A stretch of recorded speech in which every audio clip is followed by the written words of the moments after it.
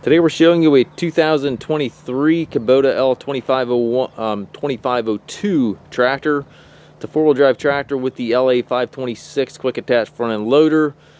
Tractor has just over 20 hours. It is practically a new machine. It does come with the balance of the factory warranty, which I believe runs into 2028 or 2029. So lots of warranty left on the machine. As you can see, it looks new. It does have the skid steer stock quick attach for your bucket connection. It's got the R4 tires with a little bit different tread design. It's a pretty neat concept there.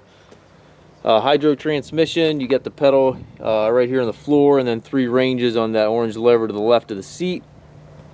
Loader control right there within easy reach. Has a roll guard that flips down. 3-point hitch with top link and stabilizer chains on it. It's about as close to a new tractor as we're going to be able to find for you. Super nice unit. We do take trades. We also offer financing for qualified customers. We also can arrange delivery here within the US. If you have any questions regarding this tractor or any of our other used tractors, please contact us at masttractor.com.